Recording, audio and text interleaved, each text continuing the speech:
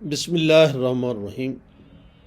ایک شعر کا ایک مصرع کچھ یوں ہے کہ آپ کو دیکھ کر زندگی کا گماں ہوتا ہے۔ اس مصرعے میں ایک بہت ہی اہم بات پوشیدہ ہے جو میری اور آپ کی زندگی سے بہت ہی زیادہ متعلق ہے۔ ہمیں زندگی میں بے شمار لوگوں سے ملنے کا موقع ملتا ہے۔ کچھ لوگ ایسے ہیں جب ان سے ہم ملتے ہیں تو ہمیں یہ لگتا ہے کہ زندگی تو ایک جذبے اور ایک جنون کا نام ہے، زندگی ایک شوق اور مگن کا نام ہے، زندگی تو ایک کامیابیوں اور ناکامیوں کا نام ہے، زندگی تو ایک جد و جہد کا نام ہے۔ اور یوں لگتا ہے کہ جیسے ہم ان سے ملے ہیں تو لگتا ہے کہ اصل میں زندگی تو یہ ہے جو یہ صاحب گزار رہے ہیں۔ اور کچھ لوگوں سے مل کر یوں لگتا ہے کہ جیسے ہم دنیا میں آئے یا نہ آئے ایک جیسا ہے، آنے کا فائدہ بھی کیا ہوا، جانے کا فائدہ بھی کیا ہوا، رہنے کا فائدہ بھی کیا ہوا، زندگی ہماری بیکار گزر گئی۔ ایسا بھی ہوتا ہے اور ممکن ہے ایسے لوگوں سے میرا بھی اور آپ کا بھی واسطہ پڑا۔ مجھے ایک شخص نے جس نے سب سے زیادہ انسپائر کیا آج تک، اور ان لوگوں میں سے وہ صاحب ہیں جن سے ملنے کی مجھے ہمیشہ تڑپ رہتی ہے اور خواہش ہوتی ہے کہ میں بار بار ان سے ملوں، اور یہ فکرہ میں آج ان کی زندگی پر ہی چشمہ کرنا چاہتا ہوں۔ آپ نے سنا ہوگا ایک راشد آباد کا نام۔ یہ حیدرآباد اور ٹنڈوالا یار کے درمیان میں ایک جگہ ہے، بہت بڑی جگہ ہے، اور وہاں پر ایک صاحب جن کا نام شبیر حسین خان ہے، وہ پاک فضائیہ میں ایک اعلیٰ عہدے پر سے ریٹائر ہوئے ہیں۔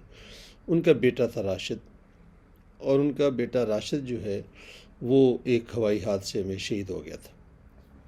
اور وہ جب شہادت سے ایک دن پہلے شبیر صاحب نے مجھے اس کی پوری بات بتائی تو اس نے یہ کہا کہ ان کے اپنے ٹیچر کے ساتھ یہ ڈسکشن ہو رہی تھی کہ ایتھکس زیادہ امپورٹنٹ ہیں یا پروفیشنل ایٹیچیوڈ یا پروفیشنل بیہیویئر۔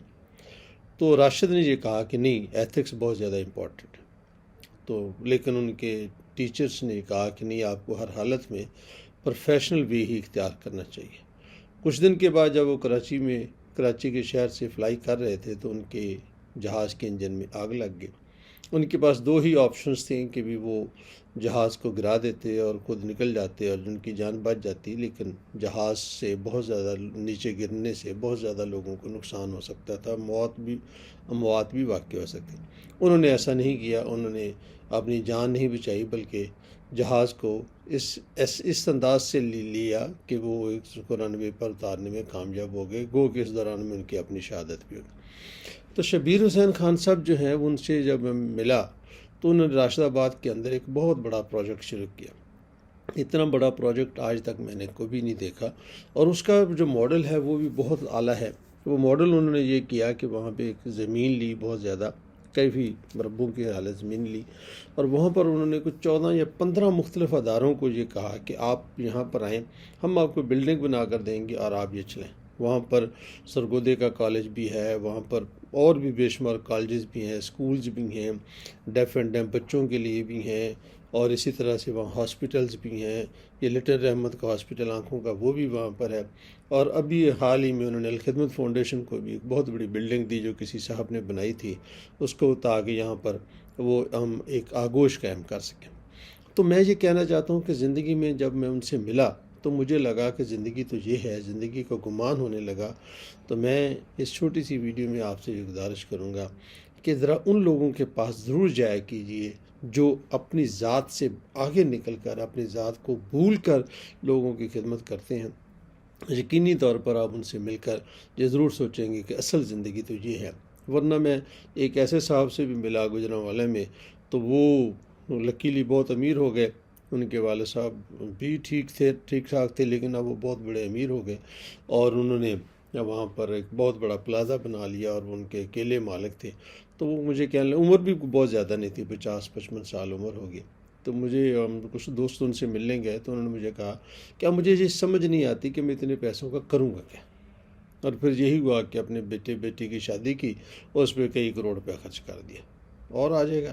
لیکن وہ زندگی جو ہے وہ مجھے یہ لگا کہ جیسے اس کو بہت زیادہ دولت کے باوجود بھی ایک مایوسی نظر آتی ہے، اور شبیر حسین خان صاحب کے پاس کوئی دولت بھی نہیں ہے، لیکن زندگی کا ولولہ اتنا ہے کہ آپ ان سے ملتے ہیں تو لگتا ہے جیسے آپ چراغ سے چراغ جل رہا ہو، آپ کو حرارت مل رہی ہو، آپ کو روشنی مل رہی ہو، آپ کو جذبہ مل رہا. تو زندگی ایسے لوگوں سے ملنا چاہیے جن کو دیکھ کر لگے، کسی زندگی کا گمان لگے کہ اچھا یہ زندگی ہے. اللہ رب العزت مجھے اور آپ کو ایسے لوگوں سے ملنے کی توفیق عطا فرمائے جو جنہیں دیکھ کر زندگی کا گمان لگے. بہت بہت شکریہ، جزاک اللہ خیر. آپ کو ہماری بات پسند آئے تو دوسروں تک پہنچانے میں ہماری مدد کریں. بہت بہت شکریہ، جزاک اللہ خیر.